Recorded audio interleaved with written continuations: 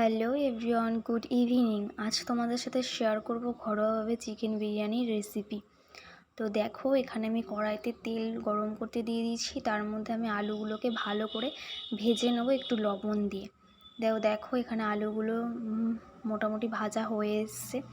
তো দেখো এখানে আলুগুলোকে আমি ভাজা হয়ে গেছে, একটা থালার মধ্যে তুলে নিয়েছি।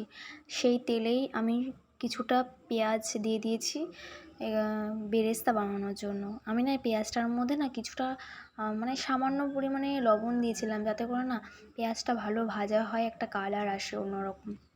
দেখো এখানে আমার বেরেস্তা রেডি হয়ে গেছে। আর অন্যদিকে মাংসটার মধ্যে না আমি একটু লবণ আর লেবুর রস দিয়ে মাখিয়ে রেখেছিলাম। এখানে গোটা গরম মশলা, তেজপাতা ও শুকনো লঙ্কা ফোড়ন দিয়ে আমি পেঁয়াজগুলো দিয়ে দিলাম। তো এখানেও আমি পেঁয়াজের মধ্যে একটু লবণ দিয়ে দিয়েছি। আর এদিকে মশলার মধ্যে আদা, রসুন, জিরে আমি এখানে বেটে রেখেছি। আর এদিকে কাঁচা ও শুকনো লঙ্কা পেস্ট করে নিয়েছি। তো তারপরে এই মশলাটাই আমি দিয়ে দেবো। তবে ভালো করে আমি নেড়ে নেব, একটু জলও দিয়ে দেবো সামান্য, দিয়ে মশলাটাকে ভালো করে আমি কষাবো। এখানে না আমার কাছে টমেটো ছিল না, এর জন্য আমি এখানে কিষানের একটা সস ব্যবহার করেছি। দেখো এতে কালারটাও সুন্দর এসছে বেশ। তো এখানে যখন মশলাটা কষানো হয়ে গেছে, আমি মাংসগুলো দিয়ে ভালো করে কষিয়ে নিচ্ছি। আর এদিকে আমি ভাতের জন্য চালটা ধুয়ে নিয়েছি। তারপর তার মধ্যে একটু সাদা তেল, লেবুর রস, গোটা গরম মশলা আর সামান্য পরিমাণে লবণ দিয়ে আমি এদিকে ভাতটা বসিয়ে দিলাম। আর ওদিকে আমার মাংস থেকে তেল ছেড়ে দিয়েছে, মানে মাংসটা ভালোই কষা হয়ে গেছে। এখন আমি এর মধ্যে জল ঢেলে দেবো, দিয়ে ঢাকা দিয়ে রাখবো সেদ্ধ হওয়ার জন্য। তো দেখো জল দিয়ে দিয়েছি আর ঢাকাও দিয়ে দিয়েছি। এদিকে আমার ভাতটাও প্রায় রেডি হয়ে গেছে, আমি ভাতটা নামিয়ে নিলাম।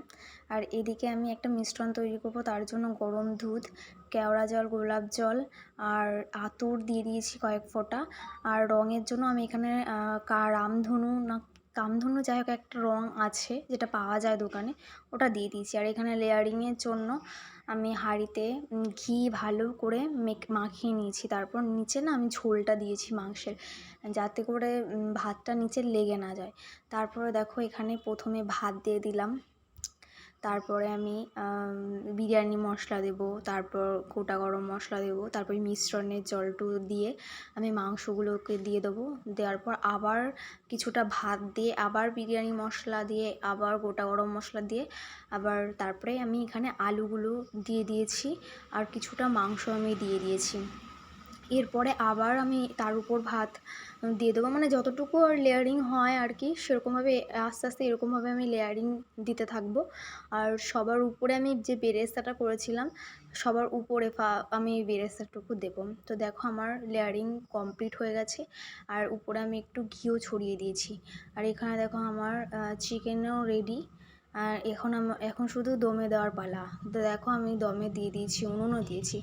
তো ফাইনালি আমার চিকেন বিরিয়ানি কমপ্লিট হয়ে গেছে। ভিডিওটি ভালো লাগলে একটা like, comment, share and subscribe করে দেবেন। Bye bye.